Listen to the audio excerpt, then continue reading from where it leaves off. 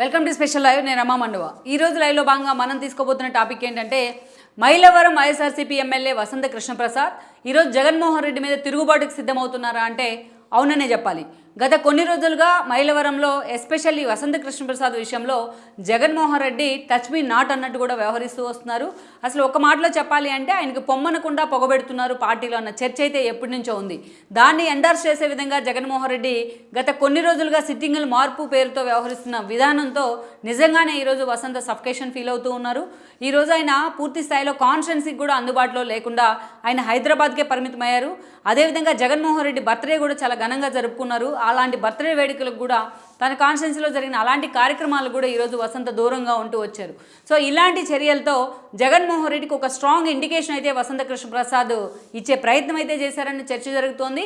So రేపో మాపో వసంత కృష్ణప్రసాద్ పూర్తి స్థాయిలో యార్లగడ్డ వెంకట్రావు తరహాలోనే జగన్మోహన్ రెడ్డి మీద తిరుగుబాటుకైతే సిద్ధమవుతూ ఉన్నారు. ఎట్ ద సేమ్ టైం ఆయన అటు టీడీపీ కానీ ఇటు జనసేన కానీ వసంత కృష్ణప్రసాద్ లాంటి ఒక నేతకు రెడ్ కార్పెట్ పరిచే అవకాశం ఉందన్న చర్చ కూడా ఈరోజు బయటకు వస్తూ ఉంది. అయితే అసలు ఈ స్థాయిలో వసంత కృష్ణప్రసాద్ విషయంలో జగన్మోహన్ రెడ్డి ఎందుకు ఇలాంటి చర్యకు తీసుకుంటున్నారు? ఆయన ఒక స్ట్రాంగ్ ఎమ్మెల్యేగా ఒక స్ట్రాంగ్ ఫోర్స్గా ఉన్న వసంత కృష్ణప్రసాద్ని తీసుకొచ్చి అక్కడ మైలవరం టికెట్ ఇవ్వకుండా ఆయన ఎందుకు జగన్మోహన్ రెడ్డి పక్కన పెట్టే ప్రయత్నం చేస్తున్నారు? జోగి రమేష్తో ఉన్న అప్లికేషన్ కారణంగానే జగన్మోహన్ రెడ్డి వసంతని ఈ రోజున పొమ్మనకుండానే పొగబెట్టే ప్రయత్నం చేస్తూ ఉన్నారా? వసంత నిజంగానే ఈ కారణాలతోనే సఫికేషన్ ఫీల్ అవుతున్నారా, లేకుంటే ప్రత్యేక కారణాలు ఇంకేమైనా ఉన్నాయా? సో ఇలాంటి తిరుగుబాటు చేయడం ద్వారా జగన్మోహన్ రెడ్డి మీద వసంత ఎలాంటి ఇండికేషన్ ఇచ్చే ప్రయత్నం చేస్తున్నారు? మరి మైలవరం నుంచి వసంత కృష్ణప్రసాద్ టీడీపీలోకి వెళ్ళినట్లయితే ఆయన టీడీపీ ఎక్కడ ఫిట్ చేసే అవకాశం ఉంటుంది? అసలు టీడీపీ నుంచి వసంతకు ఉన్న ప్రాబిలిటీస్ ఎంత? సో ఇవన్నీ కూడా ఈరోజు కృష్ణా జిల్లా వైసీపీ రాజకీయాల్లో చాలా సీరియస్గా హాట్ టాపిక్ అవుతున్న పరిస్థితి కనిపిస్తోంది. మనం ఒక్కసారి ఈ ప్రశ్నలన్నిటికీ సమాధానం చెప్పుకోవాలంటే గతంలో ఒకసారి ఏదైతే వసంత ఫ్యామిలీ రాజకీయ ప్రస్థానాన్ని కూడా మనం తెలుసుకోవాలి. సో వసంత కృష్ణప్రసాద్ తండ్రి వసంత నాగేశ్వరరావు జయాంధ్ర ఉద్యమంలో అత్యంత కీలక పాత్ర పోషించిన వ్యక్తిగా వసంత నాగేశ్వరరావుకు పేరుంది. తనకంటూ చరిత్ర పుటంలో ఒక స్ట్రాంగ్ ఇమేజ్ అయితే ఆయన క్రియేట్ చేసుకోగలిగారు.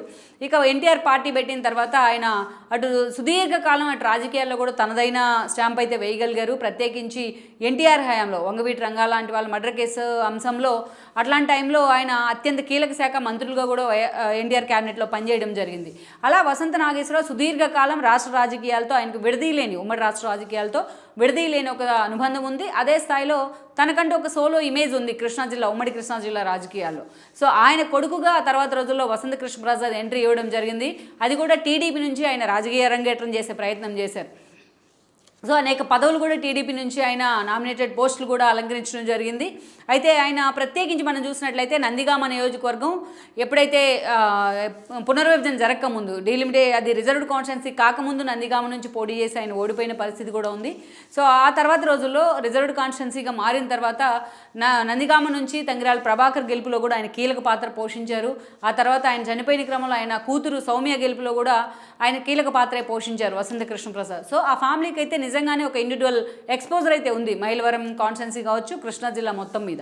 సో అలాంటి వసంత కృష్ణప్రసాద్ ప్రత్యేకించి దేవినేని ఉమా కారణంగా 2014 ఎన్నికల్లో దేవినేని ఉమా అక్కడి నుంచి ఎమ్మెల్యేగా గెలిచారు. మైలవరం నుంచి గెలిచిన తర్వాత ఆయన పూర్తి స్థాయిలో ఏదైతే భారీ నీటిపారుదల శాఖ మంత్రి పదవి కూడా ఇవ్వడం జరిగింది జగన్మోహన్ రెడ్డి.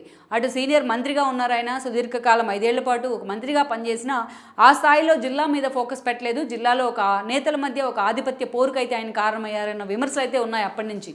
అయితే వసంత కృష్ణప్రసాద్ మాత్రం ఆ సఫికేషన్ భరించలేకే ఆ తర్వాత రోజుల్లో వైసీపీ బాట పట్టే ప్రయత్నం అయితే చేశారు.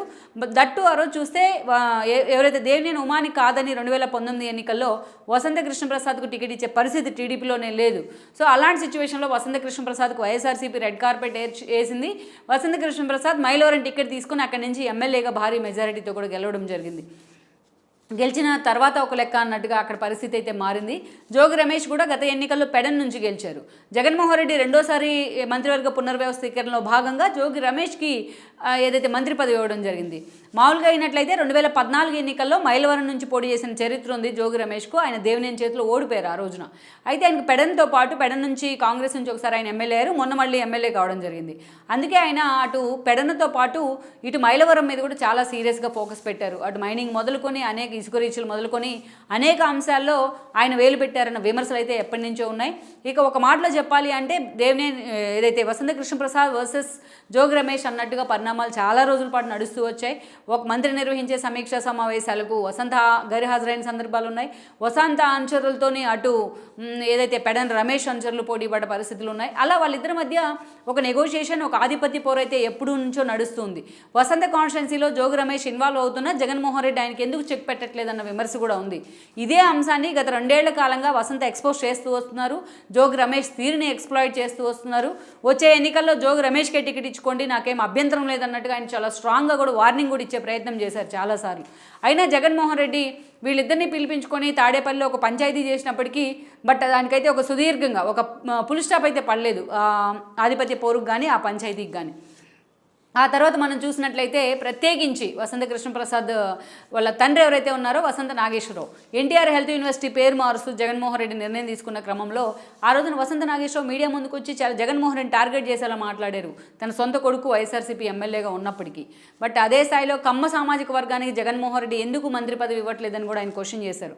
కొడాలి నానిని తీసి పక్కన పెట్టిన క్రమంలో వసంతకు మంత్రి పదవి వస్తుందని కూడా అందరూ లెక్కలు కట్టినా బట్ ఆయన పక్కన పెడతాం జరిగింది జగన్మోహన్ రెడ్డి. ప్రజెంట్ జగన్మోహన్ రెడ్డి క్యాబినెట్లో కమ్మ సామాజిక వర్గానికి అయితే మాత్రం మంత్రి పదవి లేదనే చెప్పాలి. సో దాన్ని కూడా ఆయన ఎక్స్ప్లోర్ చేసే ప్రయత్నం చేశారు.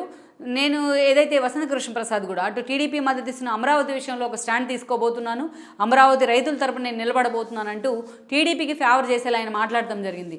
దీని మీద పార్టీ అధిష్టానం ఆయన వివరణ అడిగింది వసంత కృష్ణప్రసాద్ను. అది తన తండ్రి వ్యాఖ్యలు అన్నట్టుగా ఆయన వాటిని ఖండించడం జరిగింది. ఇక అప్పటి నుంచి కూడా అటు వసంత నిజంగానే ఒక సఫికేషన్ ఫీల్ అవుతున్నారు.